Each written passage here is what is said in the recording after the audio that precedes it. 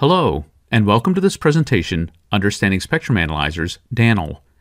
In this presentation, we'll provide a short technical introduction to Danl, or Displayed Average Noise Level, as well as explain the most important ways in which Danl can be improved in modern spectrum analyzers. This presentation assumes a basic knowledge of spectrum analyzer operation. If you're unfamiliar with spectrum analyzers, or if you'd like a brief review, you might want to watch the presentation Understanding Basic Spectrum Analyzer Operation before continuing with this presentation. Spectrum analyzers are primarily designed and used to measure power as a function of frequency. However, even with its input terminated, a spectrum analyzer will still display a trace along the bottom of its screen. This trace represents the noise generated within the analyzer itself. All spectrum analyzers produce noise internally, although the amount of noise can vary significantly between analyzers. This trace along the bottom of our spectrum analyzer screen is sometimes loosely referred to as the noise floor, but the more precise term is the Displayed Average Noise Level, or DANL. DANL is defined as the average noise level that is displayed on a spectrum analyzer when the analyzer input is terminated with a matched load. Since noise power is a function of bandwidth, DANL is normalized to a 1 Hz bandwidth. DANL limits the analyzer's ability to measure low-level or low-amplitude signals. In most cases, signals with amplitudes less than DANL, or signals below the noise floor, cannot be measured, and therefore a low DANL is usually desirable. Typical DANL values for modern spectrum analyzers are usually in the range of about -120 to -160 dBm, and will vary by both frequency and measurement settings. DANL is a function of several factors, including the analyzer's inherent noise figure, the selected resolution bandwidth, input attenuation and reference level, use of a preamplifier, and noise cancellation. In the remainder of this presentation, we'll cover each of these topics in more detail and explain how each affects an analyzer's DANL. Let's start with noise figure. Noise figure is used to quantify how much noise is added to a signal as it passes through a device or component. For example, if a signal enters a spectrum analyzer and then passes through one of the amplifiers along the analyzer's internal signal path, the amplitude of both the input signal and the input noise will be increased by the gain of the internal amplifier. However, like all real-world devices, the amplifier will also add some of its own internal noise to the signal. Spectrum analyzers contain numerous mixers, amplifiers, and other components that will add noise to the measured signal, and the noise from these components contributes to the analyzer's overall DANL. Noise figure is largely a function of the spectrum analyzer's architecture, and an analyzer with lower noise figure will typically have a lower DANL. As you should already know, resolution bandwidth refers to the filter or window that's used when measuring signals with a heterodyne-based spectrum analyzer. Resolution bandwidth is also the user setting with the greatest impact on DANL. Using a narrower resolution bandwidth reduces the amount of noise energy in the measured signal, and this in turn will lower the analyzer's DANL.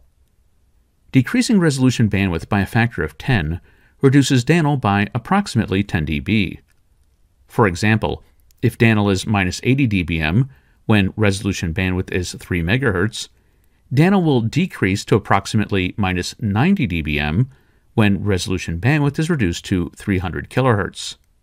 Reducing resolution bandwidth to 30 kHz reduces DANL another 10 dB to -100 dBm, and an RBW of 3 kHz would cause DANL to drop one more time to about -110 dBm.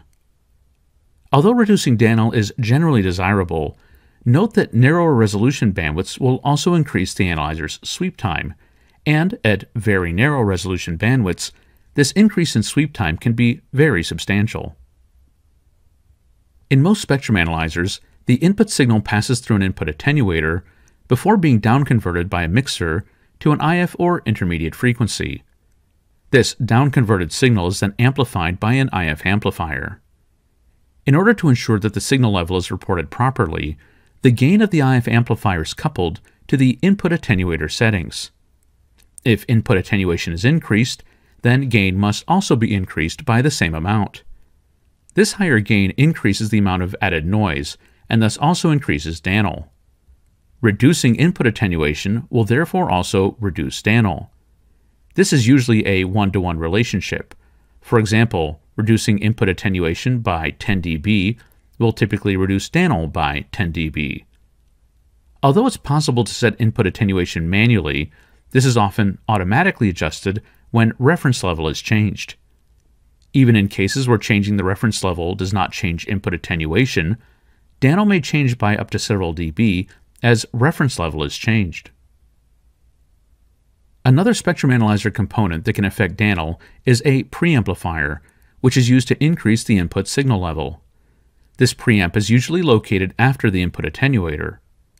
In general, the higher the gain of this preamp, the lower the analyzer's Danl. Care should, however, be taken when choosing preamplifier gain. Increasing the preamp gain too far can push the analyzer into compression, resulting in inaccurate measurement results and/or the creation of unwanted distortion products. The preamp should also have a low noise figure. That is, it should add the minimum possible amount of noise to the signal.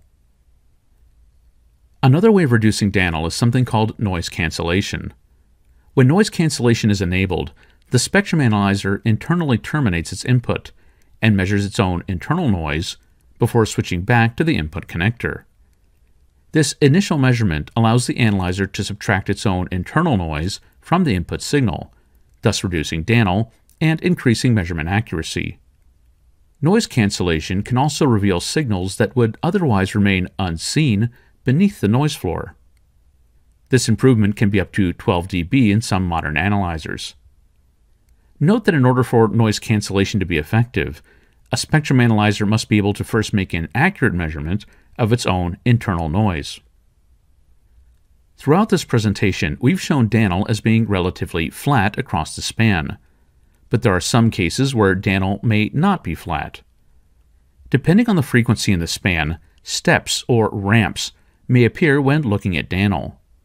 These can be caused by things such as different hardware passed through the analyzer at different frequencies, or bands, or by frequency response correction, or calibration within the analyzer. Depending on the analyzer and its settings, a non-flat Danl is normal and expected, although this effect tends to be more common or more noticeable on older spectrum analyzers. Let's end with a brief summary.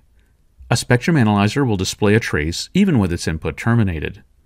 This trace represents the internal noise of the analyzer and is referred to as the displayed average noise level, or Danl. Danl is a function of both the analyzer's hardware as well as measurement settings. Danl is important because an analyzer cannot normally measure signals below its Danl. Two of the most important factors impacting Danl are the analyzer's own noise figure and the configured resolution bandwidth. The amount of input attenuation and preamplifier settings can also have a significant impact on Danl. And finally, some analyzers have a noise cancellation function that enables an instrument to measure its own internal noise and then subtract that noise from the measurement result.